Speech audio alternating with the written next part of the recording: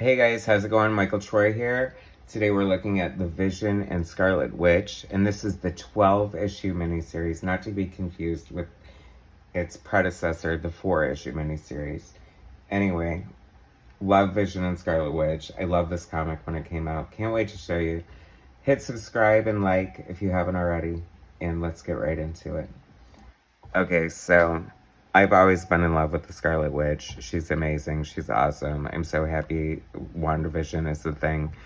It's amazing. I was super excited when this came out, as I recall correctly, in 1985. Oh my God, 125 years ago. Love and Zombies. And this is well before, well, actually, that's not true. I was going to say this is well before the zombie craze, but no, it's not. It's quite after, actually, Night of the Living Dead and all that, so what do I know? Anyway, classic Marvel comic here. This is so great. Who doesn't love Vision and Scarlet Witch? And this is them in their classic glory. I feel like West Coast Avengers is already a thing by now. I think they appear in here. I love, like, the credits on this so much because it says a 39-page thriller.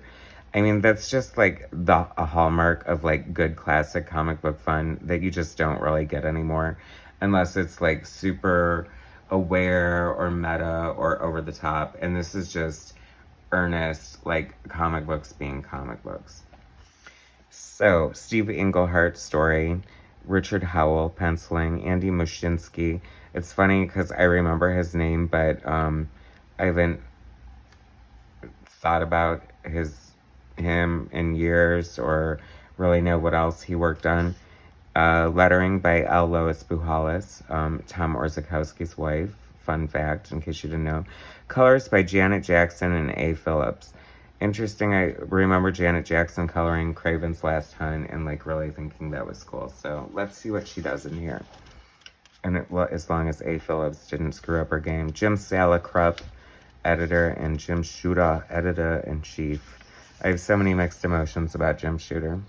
Not going to get into it right now, but, you know, he's a controversial figure, right? So, classic Avengers, just looking boss and dope. I don't know. It just looks like fun, classic Marvel comics.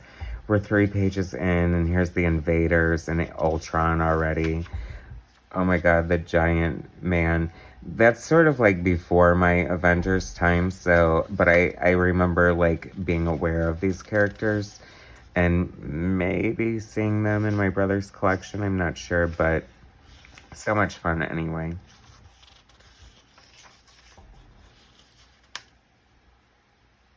It's kind of an interesting Scarlet Witch costume.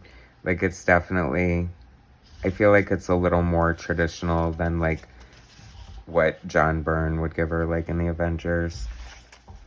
Now, I mentioned there was a really cool, and I think I covered it, and if not, I will. No, I did. The Bill Mantlo, Rick Leonardi, Aiken and Garvey. Okay, so if you're fans of cartoonist kayfabe, they were looking at some Hulk issue or something, and the Aiken Garvey name popped up as the inkers, and they were an inking team, and they thought it was one person, and I thought that was kind of funny.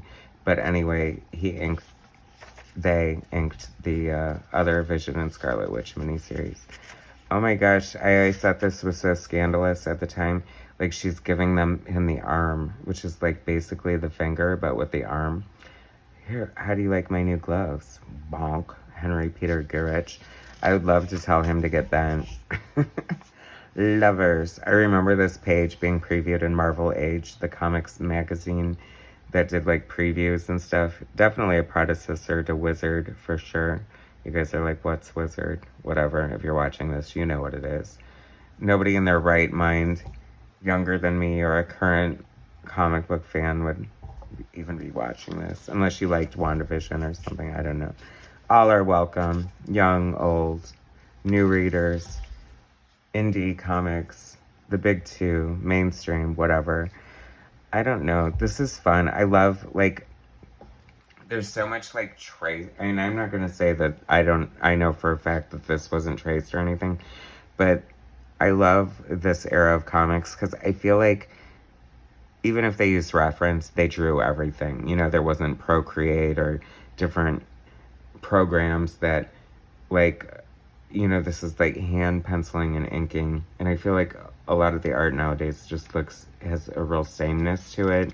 And like, if you see a house like this, you can always tell it's totally traced. And I can just imagine someone figuring out the vanishing points and the perspective and using their T-square and their ruler to get all this. And that gives me joy. And here come the zombies. It's funny, I have like zero desire to watch the Hawkeye series on Disney Plus. And I always loved him in the comic books. Like, he just seems kind of boring in the Avengers movies. I don't know. Is that terrible to say? Tigra, I love Tigra. I would love to see like a real Tigra in real life. Like, can they do a Tigra? Can Tigra guest star on the She-Hulk series? I hope the She-Hulk series is good. I feel like there's so many different ways they can handle it. But they've kind of been nailing it, so I'm going to give them the benefit of the doubt. I mean, if it's half as good as WandaVision or Falcon and Captain America, then I'll take it. I personally love, like, the red and silver. Yeah, this is definitely Avengers West Coast or West Coast Avengers, depending. It's a pretty looking Janet Van Dyne there.